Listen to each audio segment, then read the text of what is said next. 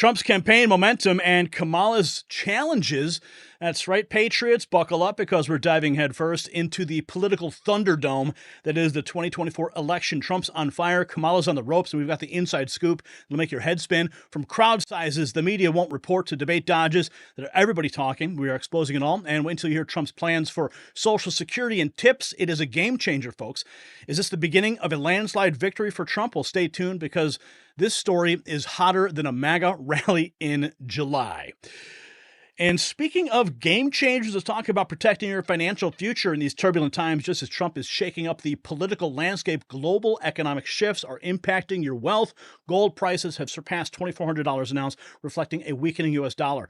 Don't let political uncertainty erode your savings. Global Gold Investments offers a 5-year IRA fee waiver program and expert guidance to secure your financial future. Call that number on the screen, 888-700-4148, or visit the link in the description, iragoldproof.com. Mention Next News for VIP treatment. In times of political upheaval, gold remains a stable haven. Protect your wealth today. Okay, man, let's jump into it.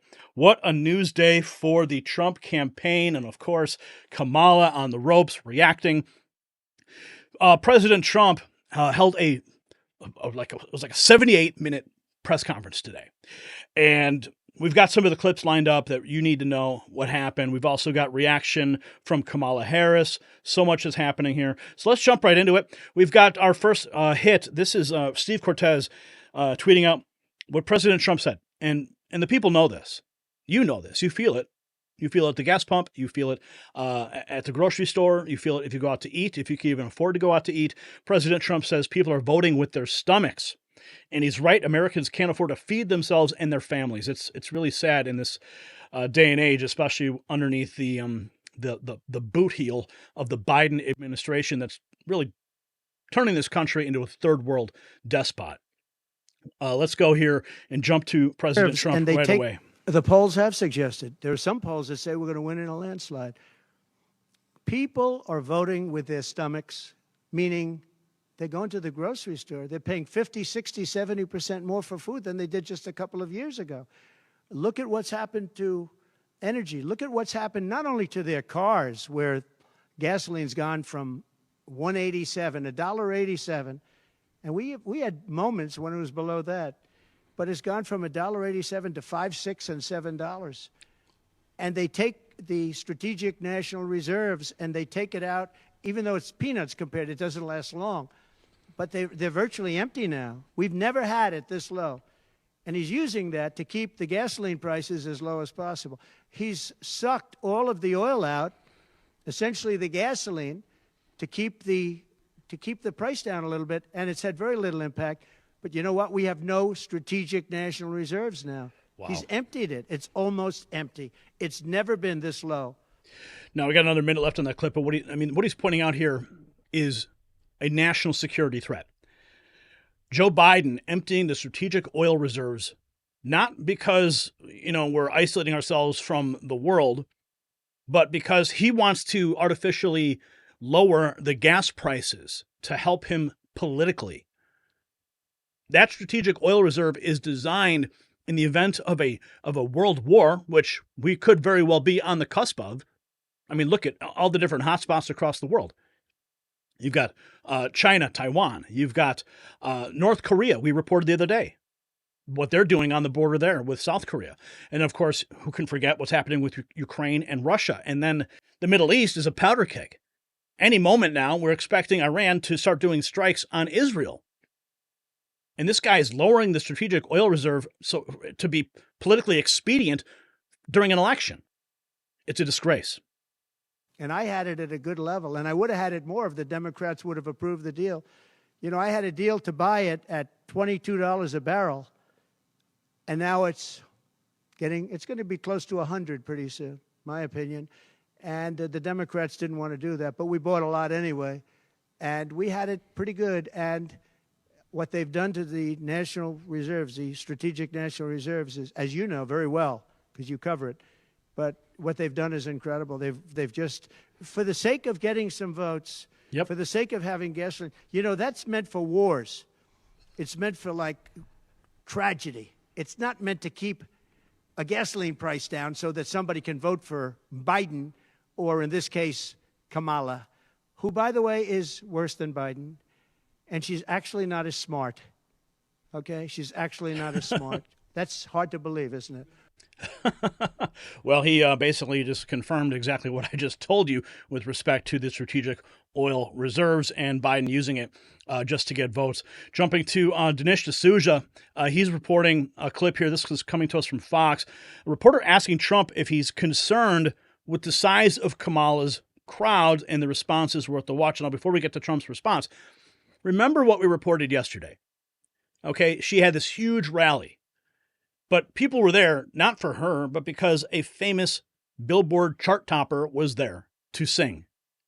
Just like when Megan Thee Stallion was at the event in Atlanta. It's all AstroTurf, especially as we've been covering the paid social media influencer campaigns. $10,000 if you are an influencer and you post to TikTok or Instagram. Or on a lesser account, $150. And where's the money coming from? Well, it's coming from these dark money groups that are funding into Act Blue. We don't know where that money's coming from. It could be coming from China. It could be coming from anywhere across the world, skirting election laws, going into Act Blue and funding these influencers. So let's take a look at what Trump is saying about the size of Kamala's crowd. Worried at all about the size? Worried at all about the size of Harris's crowds? Oh, give me a break.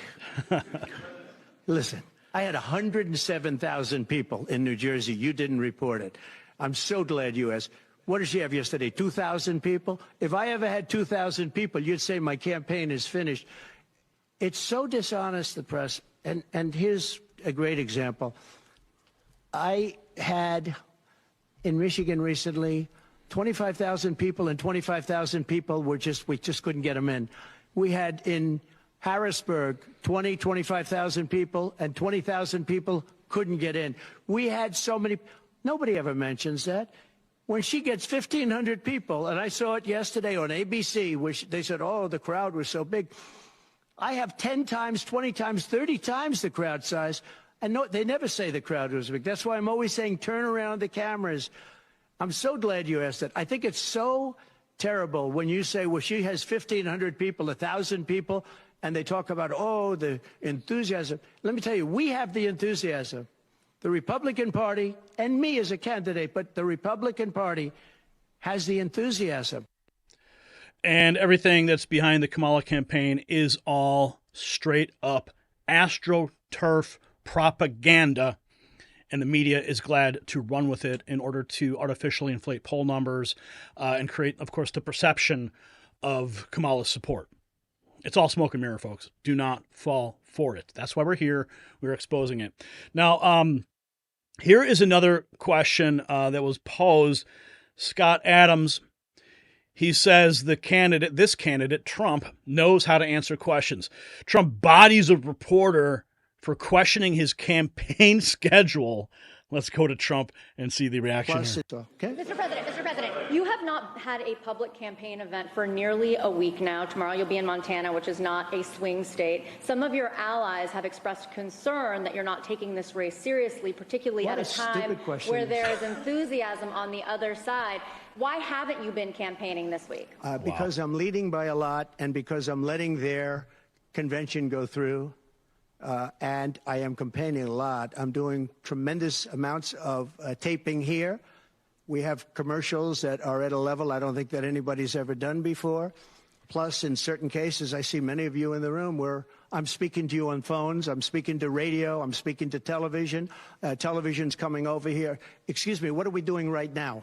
She's not doing any news conference. You know why she's not doing it? Because she can't do a news conference. She doesn't know how to do a news conference. She's not smart enough to do a news conference. Yes. And I'm sorry, we need smart people to lead this country because our country's never been in this danger before. So he calls her out. Yeah, Kamala hasn't done any press conferences unscripted. Everything she does is on a teleprompter. It's carefully crafted. As you saw just yesterday, J.D. Vance, he approached Air Force Two. And Kamala ran away when the reporters came up, and J.D. Vance went to those reporters and said, "Well, where's Kamala?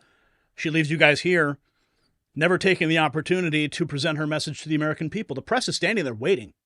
They are waiting with bated breath for anything that Kamala will present them. But she runs from the press. It's because without her teleprompter, without her scripts, without her propaganda machine, she is an empty vessel. And here's Trump going to the press, 72-minute press conference, taking all the questions, even the most ridiculous ones. Oh, wow. Let's see here. We got some more news we're going to get into.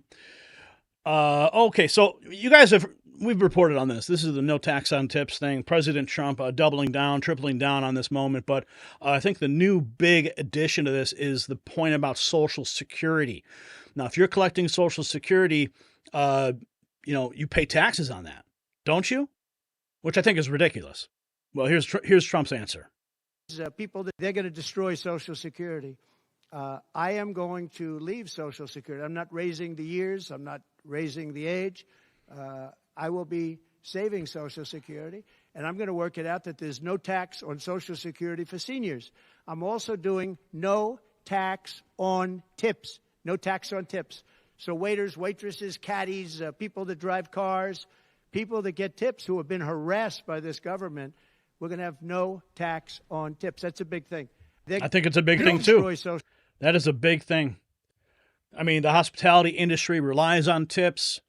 Obviously, they get paid below minimum wage because they're on collecting tips. So we got to make sure that if you're in the hospitality industry or if you know someone in the hospitality industry, make sure you make them aware of this policy. You know, when you go out to eat, the big trend right now is people writing, President Trump says no tax on tips, and they put it on that receipt when they write in a tip. I mean, think about the windfall that all of those people in the service industry would receive if they weren't taxed at an insane amount on those tips. And then the Social Security aspect, God bless them. It's about time that somebody came up and protected those seniors who are getting Social Security and getting taxed on it again. Oh, man. Unbelievable. But thank God for him.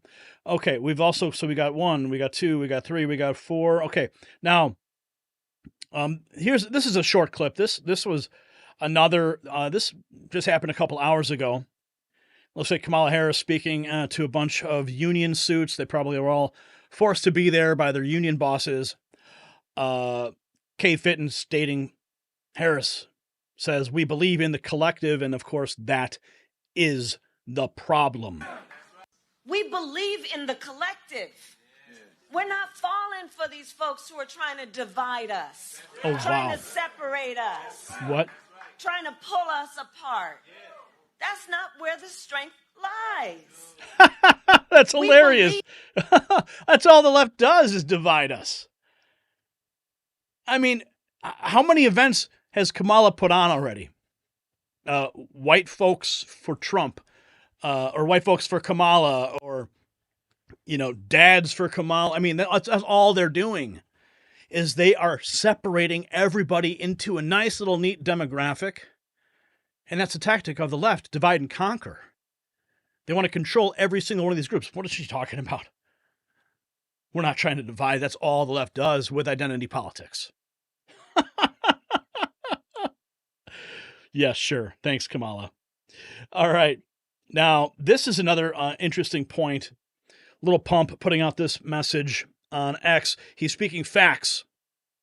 And that's what the world does not want to hear. And he's responding to Ray, who believes that this clip indicates that Trump is over. Well, let's find out exactly what Mr. Trump had to say. That Kamala is in favor of not giving Israel weapons? Yeah. That's what I hear. Look, she's been very, very bad to Israel, and she's been very bad to Jewish people. And I say it, if anybody I know is Jewish and they would vote for Kamala over me, they should have their head examined. If you think about it, I gave them Golan Heights. I gave them the capital of Israel, Jerusalem. I even built the embassy. I gave them no Iran deal. The problem is they didn't do anything with it. Iran was broke. We could have made a deal so easily. I would have had a deal done within 1 week after the election with Iran. Iran can't have a nuclear weapon. It's very simple. We would have gotten along with Iran. I was looking forward to it. I was fine with Iran. You know, we hit them a couple of times pretty hard, but we would have been fine with Iran. But I terminated that deal. I got them the Abraham Accords. Everyone said that's impossible. I got them the Abraham Accords. She's been very, very bad to Israel, and she's been very bad and disrespectful to Jewish people. And any Jewish person that votes for Kamala and her new friend, who I don't know if she knew him before, but I don't think he's too good. But anybody that votes for them, if you're Jewish or if you love Israel, you have to have your head examined. Well, I mean, he's making a good point. Now, historically, and what we've seen is, you know, on the Democrat side, if you are black, if you're African American, if you're Jewish, the majority of those demographics vote for the Democrat Party. But right now, the Democrats have a very, very serious problem. First of all the illegals that are flooding into this country, and the black community is outraged. I mean, look at what's been happening in Chicago. I mean, thousands and thousands of illegals are flooding into the neighborhoods, and they're putting them in the black neighborhoods. The black neighborhoods are up in arms. They're getting them all kinds of welfare, housing, jobs, benefits. But meanwhile, the black community that's suffering in Chicago is getting cast aside for people that have no right to even be here in this country. And then you have, on the Jewish side of it, the Jewish people, and you have Israel being under attack, and America as an ally of Israel. Historically, that's the way it's been.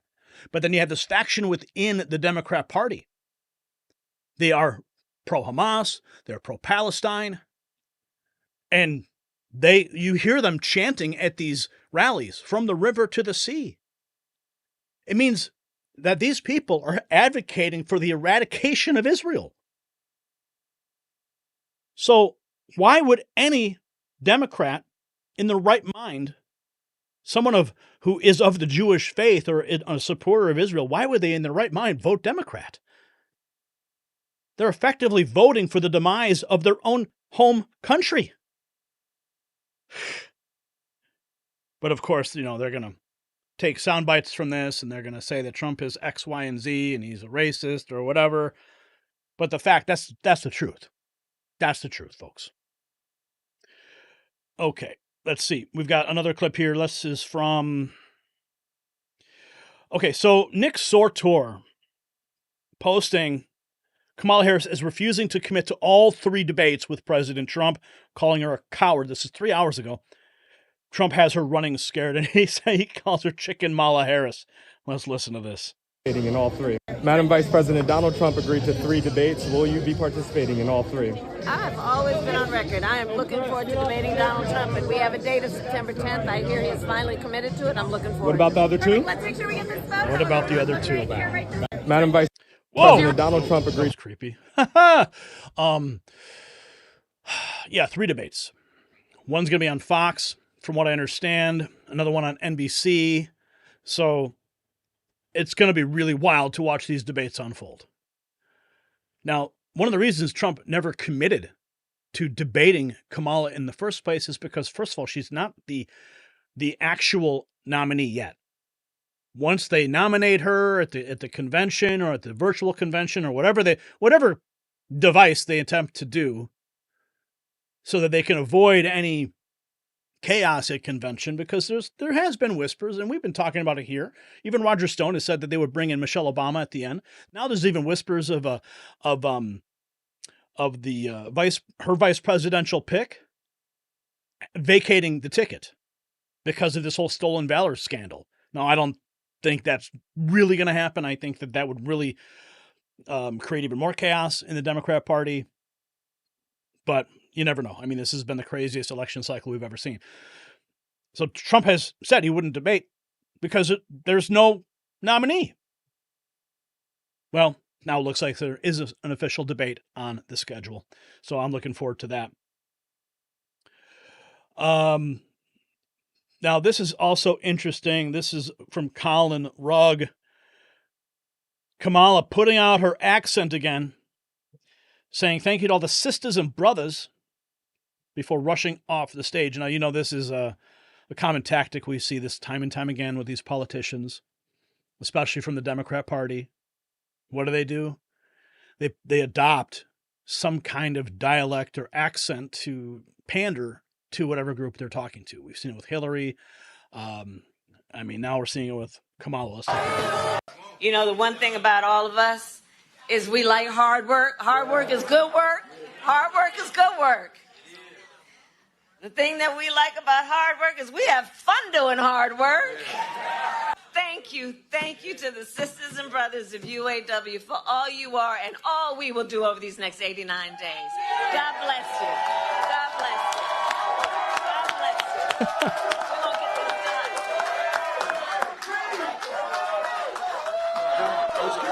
done. Now, if you'll notice, you see those teleprompters right there? There it is. It's a teleprompter speech. That wasn't a press conference. She wasn't fielding open questions. She's reading a script. And then she runs away. By contrast, what does Donald Trump do? Gives a completely unscripted 72-minute press conference from a rabid and hateful press that lies and smears him daily. The contrast could not be clearer. So, folks, if that doesn't fire you up for the election, I don't know what will. Trump is bringing the heat, Kamala's feeling the pressure, and the media is playing catch-up from massive rallies to policy shakeups. It's clear the race is far from over, so keep your eyes peeled and your ears open, because if tonight's revelations are any indication, we are in for one wild ride to November. Stay tuned to the Raw feed, because we'll be here bringing you every bombshell, every rally cry, and every bit of truth the mainstream media won't touch. The battle for America's future is on, and you are on the front lines with us.